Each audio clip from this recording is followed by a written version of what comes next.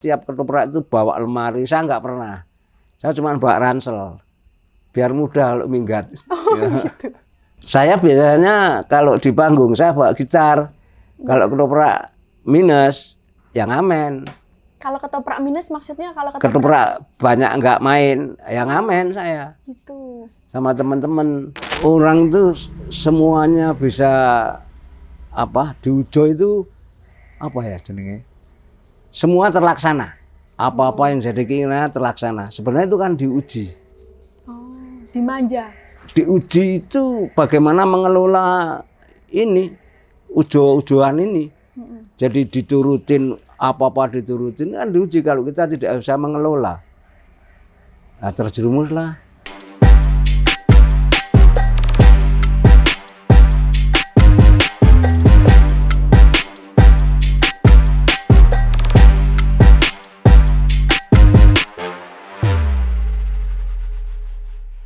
Pak De Marwoto Kawer, selamat malam Pak De, Sugeng Dalu. Sugeng Dalu. Oh, Oke. Saya sedang berada di dalemipun Pak De. Iya. Bahasa krama saya masih agak ini ya Pak De, Nggak jadi apa-apa, kalau nggak wajar lah. iya, anak zaman sekarang memang kadang-kadang kita lebih ngerti bahasa Korea gitu. Iya, K-pop. Oke, Pak De sehat? Alhamdulillah. Iya, sehat. Sehat, Ini alhamdulillah. suasana di rumah Pak De ini khas Yogyakarta ya. Saya dengar suara-suara kodok, saya dengar suara-suara bahkan long, Pak De. Iya, long. Iya, karena Mercon. masih dalam rangka Hari Raya. Iya, Ya, iya. mohon maaf lahir batin dulu Pak De. Sama-sama, kita juga Oke. mohon maaf Iya. ya. Saya Pak De nggak ada salah kok sama saya. Ya nanti kita buat. Oh, jangan dong Pak De. Oke, Pak De Marwoto Kawer. Iya. Bener ya Pak De? Iya. Pengucapannya, oke. Heeh. Itu dulu sampai ada nama Marwoto Kawer itu gimana Pak De ceritanya? Ya KWR itu kan akronim ya. Jadi dulu waktu masih mudanya itu kan kita hampir tidak pernah makan di rumah. Oh iya, Karena gimana terus itu Pak De?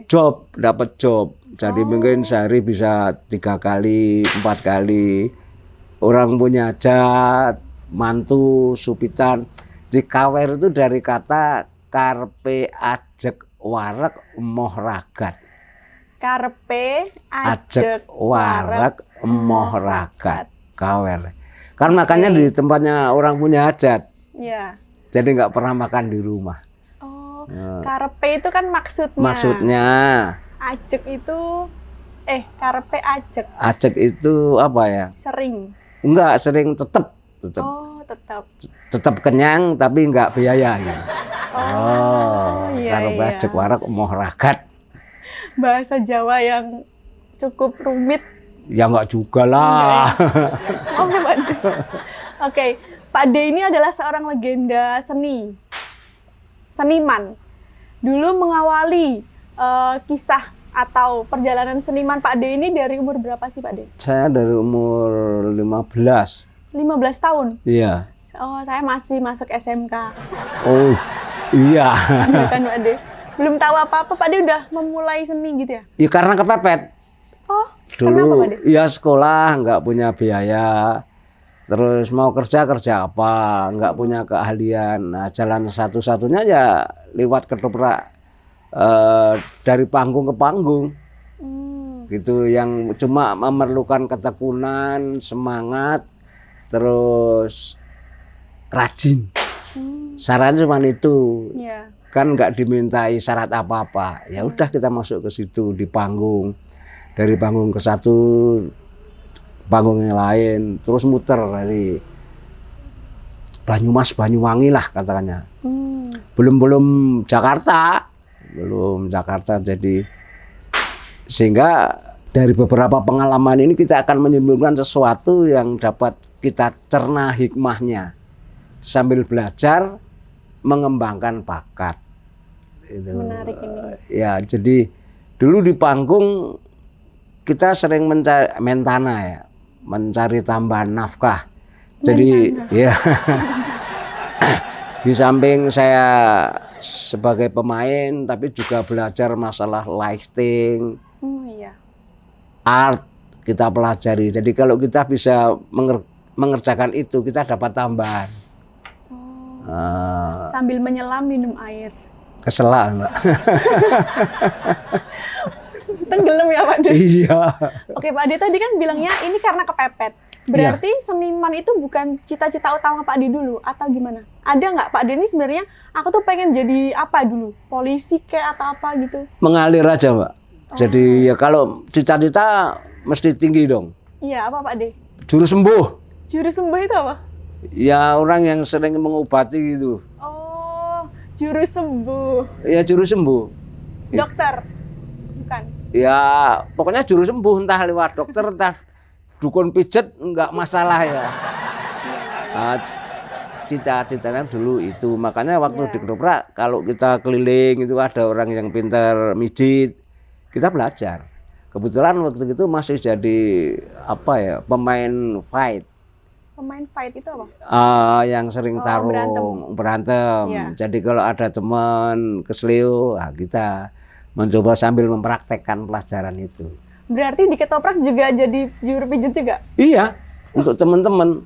Oh, berarti nggak cuma main peran, tapi juga tadi ada lightingnya, belajar seninya juga. Sutradara, belajar sutradara. Gitu. Terus semua yang bisa saya pelajari. Keren banget. Jadi Ketoprak nggak cuma tentang seni peran ya Pak De? Enggak lah. Jadi tetap waktu karena masih muda, jadi mungkin masih agak apa, filenya itu masih nangkep gitu loh. Iya. Oke, ngomongin Ketoprak nih Pak De. Tadi dimulai dari umur 16 tahun itu tahun berapa Pak De? Tahun 68. 68. Iya. Saya masih di mana itu? Wah, yang masih di Pucuk Pelem itu. Pucuk Pelem. Oke. Iya. Dulu awal main Ketoprak itu peran pertama Pak De itu apa? Prajurit. Langsung prajurit. Iya. Istilahnya itu selawe geblak dewe itu. Geblak dewe. Iya, kalau udah fight jatuh 25 gitu. Oh gitu. Iya. Jadi masuk berantem, tibo. Kalau kan pasti pakai jatuh. Oh. Pakai jatuh-jatuhan gitu, lalu baru belajar apa istilahnya dulu, standen. Ya salto, flip flag, overslag, tegesprong. Itu belajar. Terus mulai ditingkatkan kebiasaan yang kalau bisa sesuatu yang lain daripada yang lain. Oke, dari yang awalnya di prajurit itu pasti lama-lama perannya juga makin susah atau gimana Pak De? Iya kan. Atau makin mengalir? Kan kita lihat pemain-pemain senior. Ya. Oh, kalau jadi peran A harus antagonis begini, protagonis begini, sambalewa begini, provokator begini. Ya kita karena ibarat pisau ya, tiap hari kan diasah, tiap malam main. Iya. Kecuali hujan. Kenapa nggak main kalau hujan? Nggak ada yang nonton. Kirain nggak punya mantel. Wah, apa main ketoprak pakai mantel yang nggak lucu. Tapi dari peran-peran itu ada peran paling susah nggak Pak De? Sebenarnya banyak ya, tapi karena waktu itu semangat kita semangat belajarnya itu kenceng. Jadi apa saja ya kita sikat gitu aja. Yang paling susah itu jadi pemain provokator itu. Harus ngomporin. Ngomporin itu kan kadang-kadang kehabisan kosakata ya. Iya. Harus cari terus gitu. Kalau antagonis, protagonis itu sih mudah ya. Satu misal kalau protagonis tuh asal ngomongin lurus itu jalan. Mukanya dimelas-melasin. Iya. Tapi kalau yang antagonis dibuat nyinyir. Nah, kayak netizen zaman sekarang ya Pak De, banyak yang nyinyir. Pak De tahu netizen kan? Ya tahu lah. Sedikit-sedikit juga belajar. Oke, terus selain peran tadi kan peran paling susah, peran paling yang Pak De suka tuh apa Pak De? Aku kalau main peran ini tuh aku seneng gitu. Ya yang ini jadi yang provokator itu. Malah sukanya jadi provokator. Suka itu. Jadi kelihatan sih Pak De. Oh iya. Anatominya ya. Iya. Tapi Mbah Kong saya dulu itu kan suka nonton ya Pak De. Iya. Terus kalau Pak Ade keluar nih, Mbak Kong saya tuh gini, Marmoto gitu. Iya. Tapi Mbak Kong saya tuh suka, jadi kayak love hate situation gitu, ngerti nggak Pak Ade? Ya gimana ya, memang kita harus membuat seperti itu. Kalau saya juga pernah dilempar makanan karena jadi di provokator itu di Ditangkap. pasar. Enggak, cah omongan orang genah buat gitu. Nah itu berarti sedikit keberhasilan. Gitu. Berarti berhasil mencuri emosinya dapat gitu ya ke penonton. Oke, lalu selama puluhan tahun ini saya pernah baca artikel tentang Pak Ade. Pak Ade itu dijuluki pemain inggatan. Iya. Karena sering pindah-pindah ketoprak. Itu gimana ceritanya Pak Ade? Ya saya itu kalau dengar satu misal saya ikut ketoprak A ya, terus dengar kabar bahwa ketoprak B itu maju. Itu saya kayak dicambuk. Pengen majunya itu yang mana, apanya, lalu saya harus belajar di mana. Itu saya mesti pergi. Makanya dulu kalau tiap ketoprak itu bawa lemari, saya nggak pernah. Saya cuma bawa ransel, biar mudah kalau minggat. Pindah komunitas-komunitas ini ya Pak Ade? Dari temannya banyak, yaitu dari Banyumas sampai Banyuwangi itu. Tapi ada nggak komunitas yang paling Pak Ade, saya nyesel ke sini atau enggak? Semuanya ngasih warna baru-baru untuk Pak Ade. Meskipun saya nggak seneng, tapi ada sesuatu hikmah yang harus saya pelajari. Jadi pasti ada itu. Salah satunya Pak Ade? Ya salah satunya mungkin dia mempunyai teknik-teknik lighting yang bagus. Terus masalah lukisan-lukisan pemandangan yang bagus.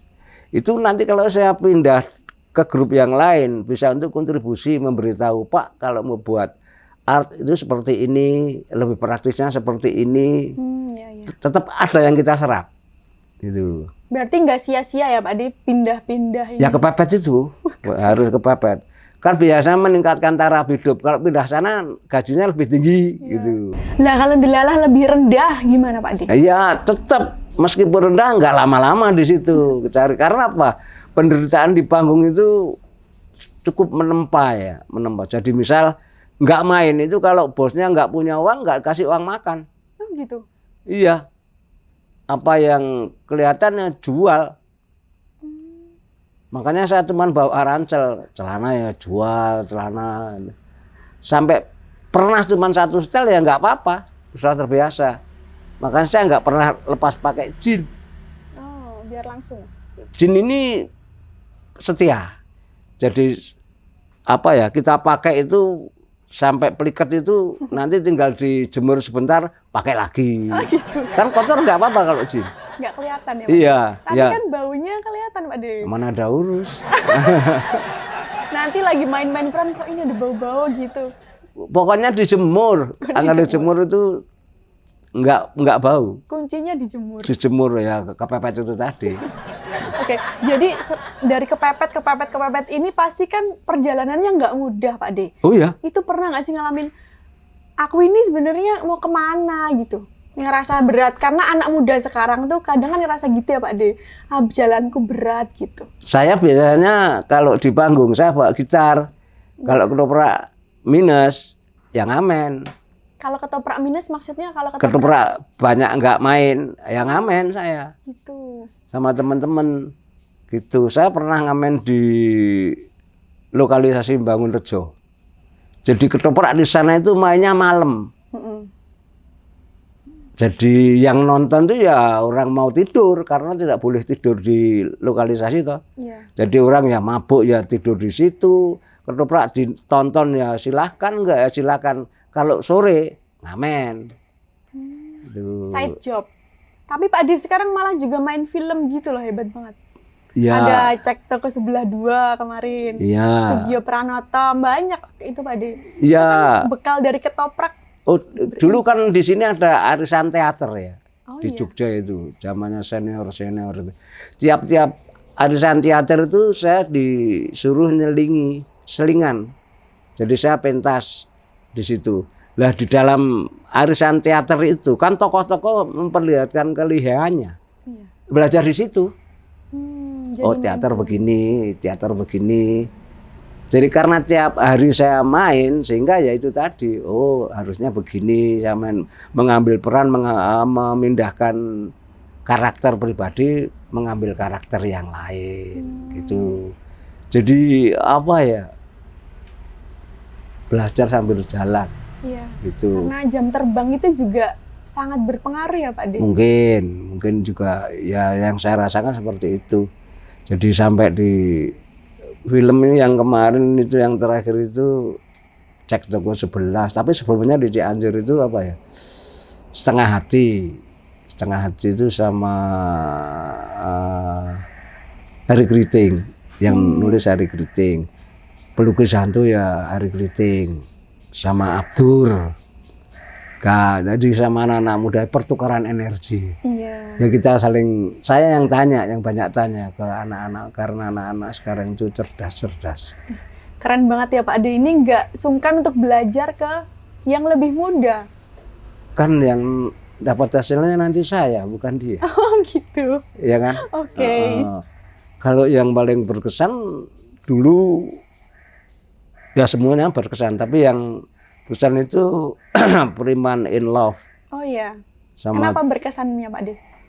tempatnya dingin banget juga. Di mana itu? Di Wonosobo sama Tora Sudiro sama Vincent itu.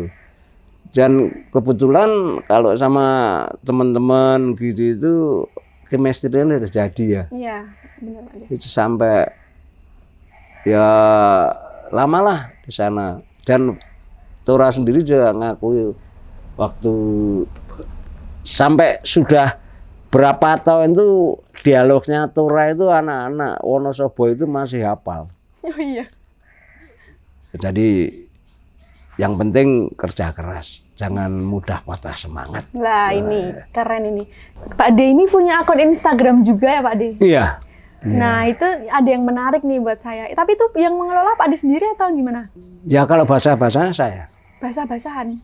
Bahasa-bahasa. Oh bahasa-bahasa. Kan kita sering mengutip ya dari peninggalan orang-orang dulu itu kita kutip yang ada nilai edukasinya. Oh, oke. Nah ada yang menarik nih Pak De buat saya. Di bio Instagramnya Pak De itu tulisannya gini. Uwong kien diujo yo diuji. Oh ya. Itu apa Pak De yang mau disampaikan? Orang tuh semuanya bisa apa diujo itu apa ya jenenge? Semua terlaksana. Apa-apa yang jadi keinginan terlaksana. Sebenarnya itu kan diuji. Oh, dimanja. Diuji itu bagaimana mengelola ini ujo-ujoan ini. Jadi diturutin apa-apa diturutin kan diuji kalau kita tidak bisa mengelola. Nah, terjerumuslah di dalam hal-hal yang negatif. Diujo gitu diuji jadi orang yang semua tercapai cita-citanya itu harus lebih hati-hati. Gitu. Okay, maknanya dalam banget. Iya, ya itu memang apa ya?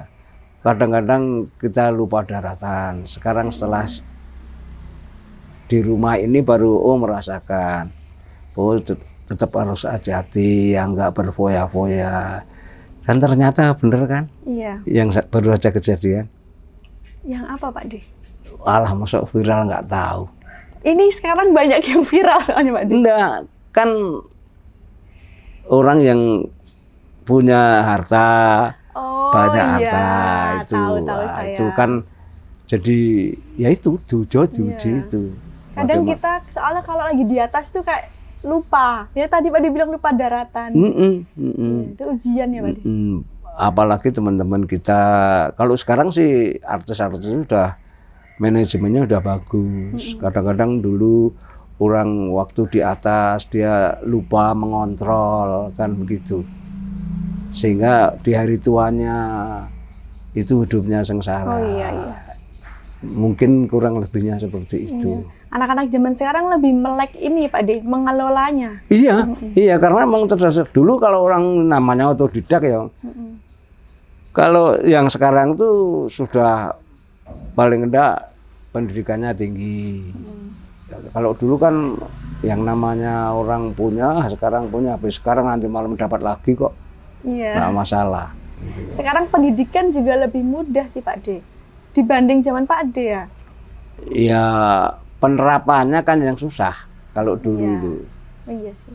Kadang-kadang orang nilai edukasinya nggak terlalu tinggi tapi status sosialnya tinggi.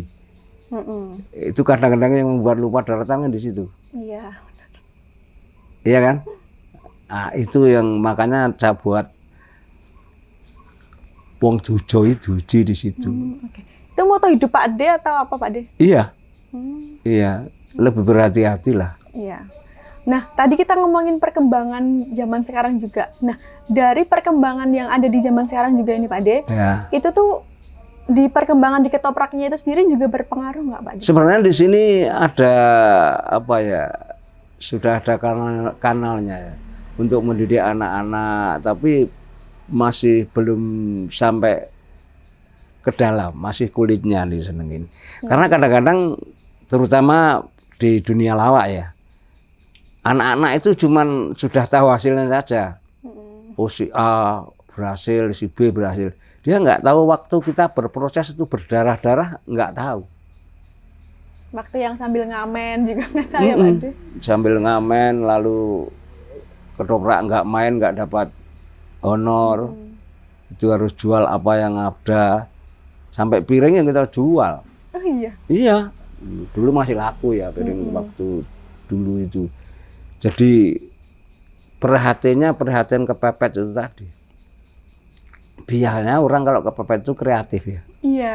Nah, itu misal kayak di Jakarta itu karena di sana kepepet ya kayak botol spray bisa jadi helikopter ya. Itu kan kepepet. Apa memang harus dipepetkan terus atau gimana gitu? Kalau kata anak zaman sekarang terbentur, terbentuk. Ya. Serupa ya. Masuk juga gitu. Oke, Pak Ade, kebudayaan itu kan banyak ya, nggak cuma ketoprak. Ada seni juga yang banyak juga, yang tadi tercakup juga di dalam ketoprak gitu. Nah, ada pesan nggak sih Pak Ade buat anak-anak muda zaman sekarang yang mungkin minat nih di bidang ketoprak, tapi kayak temennya masih mau jadi apa gitu. Pesannya Pak Ade apa? Ya, kalau Simbah dulu mengatakan samu barang pakaryan sing diantepi margi. Semua yang kita geluti kalau kita tekuni, dia akan memberikan hasil. Luar biasa banget. Iya kan? Iya. Sekarang penjahit pun kalau cuma setengah-setengah nggak laku. Nek wani ojo wedi-wedi, nek wedi ojo wani-wani. Ya. Kalau takut ya jangan berani, kalau sudah berani ya jangan takut.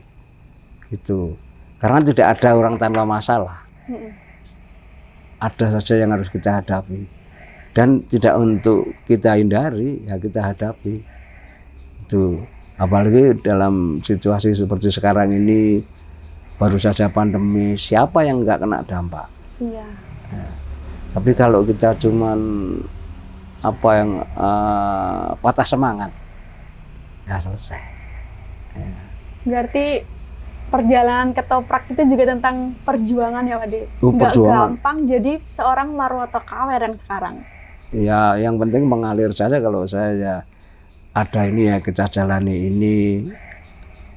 Sampai saya itu kepingin kalau di film kepingin jadi kru lighting itu. Soalnya kerjanya berat banget loh. Iya. Kru lighting. Dan Iya. biasanya kalau di sinetron, di film itu nggak ada yang overlap. Kalau yang pegang sound ya sound, nggak mungkin sound mau ngurusi lighting, yang lighting mau enggak. Lebih terstruktur ya Pak Ade? Iya, itu seharusnya pemerintahnya kayak begitu. Oh iya. Ya, bedanya masing-masing sudah, saya nggak usah, saya bagian apa ya kita ngurus itu aja. Yang penting beres. Filosofi memang tinggi. Jadi orang kayak di sini ya, di sini itu karena saya yang dituakan dan nggak minta. Itu filosofinya kayak orang mau panjat pinang. Orang panjat pinang itu pasti yang dipilih yang di atas pasti yang kecil. Nggak mungkin yang gemuk lalu aku yang di atas, kan nggak mungkin. Iya. Itu sudah berjalan secara alamiah. Jadi nggak usah apa ya menonjolkan diri, wah aku yang di atas paling cepat. Enggak. Secara otomatis teman-teman itu nanti mendukung, ya kamu yang kecil yang harus di atas. Filosofinya seperti itu.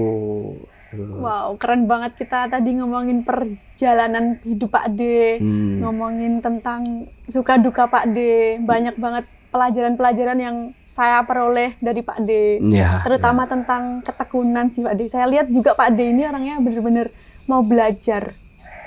Yang tadi Pak D tekankan juga kita dari panggung ke panggung pasti ada hikmah, ada yang dipelajari. Iya. Itu luar biasa banget untuk menginspirasi anak muda. Saya dulu waktu masih dari pemain fighter, kan terkenal main toya. Main toya itu apa? Iya, itu sampai sekarang saya masih. Yang penting saya jangan diam.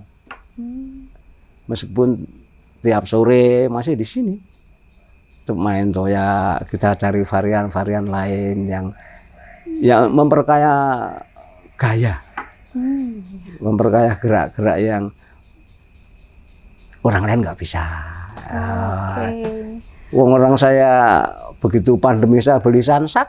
Sansak itu apa? Yang untuk tinju itu. Oh iya. Iya. Buat kesibukan atau apa? Iya. Mau mukulin istri kan nggak berani. Jangan ya Pak D. Enggak ya, pokoknya. Pasalnya. Ya 351 penganiayaan. Ya. Belajarlah sedikit-sedikit. Oke, Pak, gitu dulu Pak D Maroto. Oh, ya. Terima Ya. kasih atas sharingnya. Ya. Bermanfaat sekali untuk kita ini yang masih merintis nih dari bawah. Mungkin kita juga kadang ngerasa capek gitu, tapi dengan perjuangan Pak D itu juga jadi inspirasi untuk kita semua. Ya, Sehat-sehat selalu Pak D. Amin. Kami Amin. tunggu karya-karya Pak D berikutnya. Amin. Amin. Film lagi atau ketoprak lagi atau apapun itu, atau nyanyi kan Pak D pinter. Tadi ada ngamen juga. Iya. Ya, kami tunggu. Itu ilmu kepepet. Kepepet kan tapi hasilnya bagus Pak D. Ya haruslah. Iya. Ya. Kalau gitu kami pamit. Ya. Nanti mampir-mampir ke channel ini lagi untuk menginspirasi lebih banyak anak muda di Indonesia. Siap. Terima kasih Pak D. Yuk.